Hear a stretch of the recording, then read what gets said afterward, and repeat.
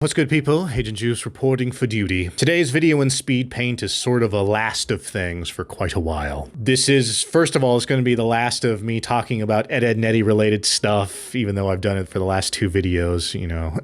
I think after this, I'll go ahead and give Ed, Edd, and Eddy a rest, even though Ed, Edd, and Eddy is GOAT. The second thing is, this is going to be the last of the overall Velicia Cosplay series that I've been doing. This video is going to be not only Velicia, who is my main OC from my cartoon Schneeevil, but it's also going to be the other characters, Sir Brick the Black and Destructica. And I'm drawing them together in the Ed, Edd, and Eddy style. The reason why I'm doing that is because I am going to be doing what I've been doing with the Velicia Cosplay series, where I take Velicia, cosplay her as specifically villainesses, and, you know, extrapolate what I can use from these villainesses in Schneeevil and in Velicia. And instead, I'm going to do it with Ed, Edd, and Eddy, which I know is weird, because Ed, Edd, and Eddy doesn't really have villainesses. I mean, barring the cankers, but even then, that's semi-questionable. But I'm doing this because I kind of want to wrap up the Velicia Cosplay thing for now so I can move on and concentrate on other things. But the second thing is because the reason why I've been obsessed with Ed, Edd, and Eddy for the past couple of weeks is because it's such a good show. It is an amazing show. It's so good that I want to figure out what Ed, Edd, and Eddy did to be so good and see if I can do it for Schneeevil or any of the other works I will put out. So what exactly makes Ed, Edd, and Eddy so good? Well, let's go ahead and do the thing where I say buckle into stuff. Buckle into Ed, Edd, and Eddy, buckle into Schneeevil. Use some kind of device to tickle the sacred buttons, as we usually do, and let me go ahead and figure out what makes Ed, Edd, and Eddy tick! Ed, Edd, and Eddy is GOAT, as I have said. It is original Cartoon Network greatest of all time, as far as I'm concerned. There has never been a show that I have seen before or since Ed, Edd, and Eddy that is anything like Ed, Edd, and Eddy. Everything from its art style, to the sound effects, to the way the characters talk, its tone, its ability to not only be zany and cartoony, but also have a really strong sense of continuity, all wrapped up into one show that makes it incredible. It makes it timeless. That being said, though, shows can have, you know, unique styles or unique soundtracks or whatever, and come together and not be quite like Ed, Edd, and Eddy.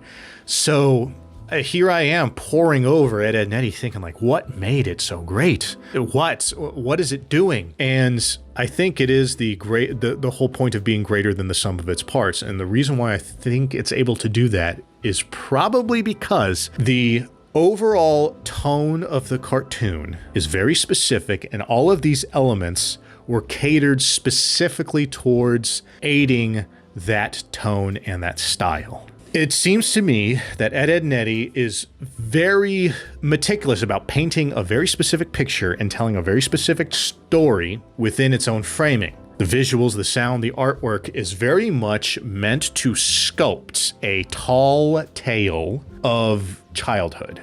It feels like Ed, Edd, and Eddy is meant to be almost like a dream, where when you think about dreams, dreams are, I don't want to say unstable, but rather they don't have any grounding, it seems.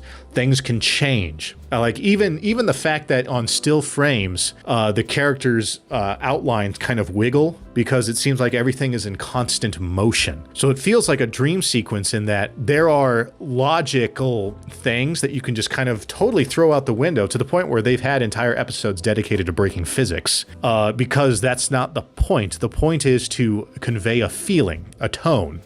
And I think that's Ed, Edd, and Eddy's strongest point. It feels like it's different from just making a cartoon with cartoon physics, because I feel like you can do like a cartoon about kids and throw in classic Looney Tunes gags of, like, you know, stretching characters and dropping anvils on their heads and everything, but it wouldn't feel like Ed, Edd, and Eddy.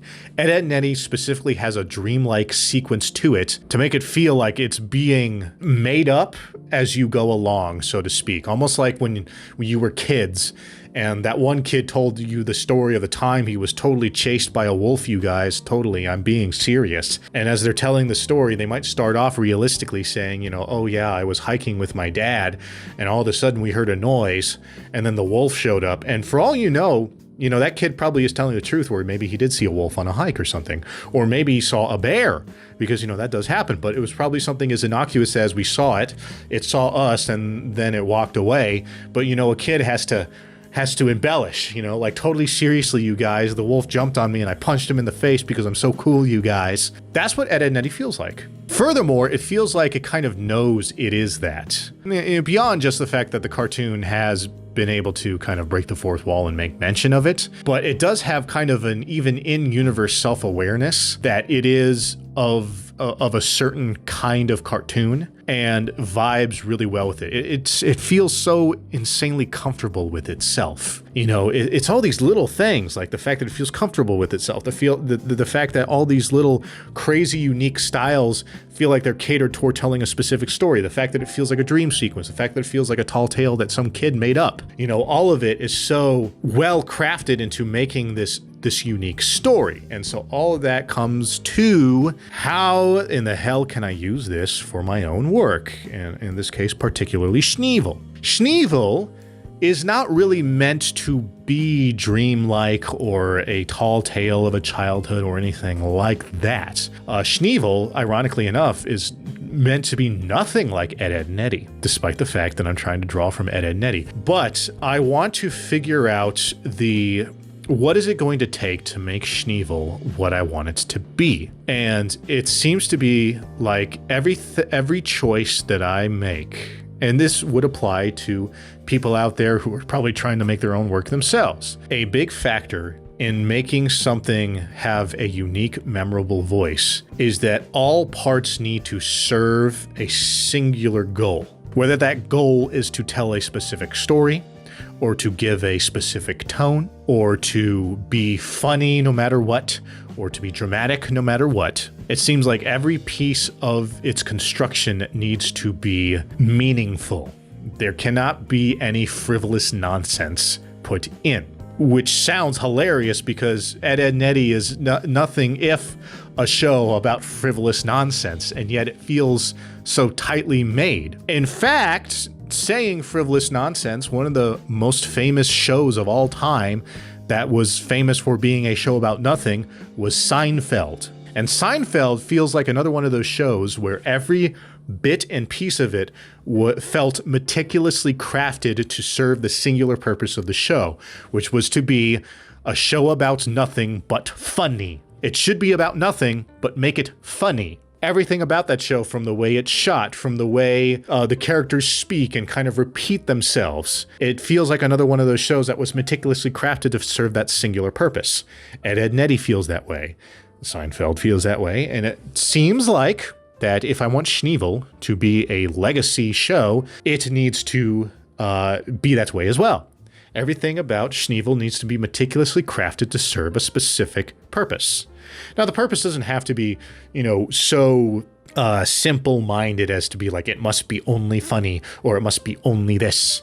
You know, I will say that in its own right, Avatar: The Last Airbender, being one of the greatest shows ever made as far as I'm concerned, is a show where, funnily enough, in my opinion, Avatar doesn't feel like a show that was like meticulously crafted to serve a specific purpose, but it was crafted well enough to serve a great grand tale that it ended up succeeding anyway.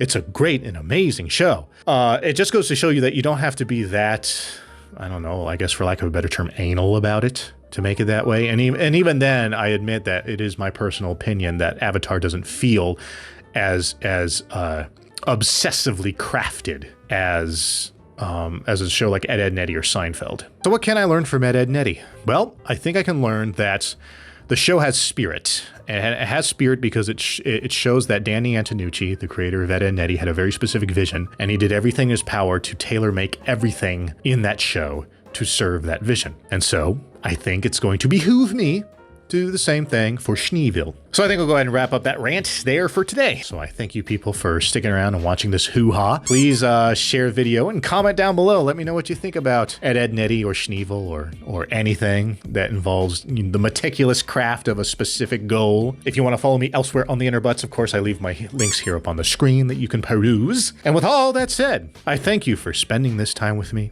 I do hope you all stick around. And until next time, deuces.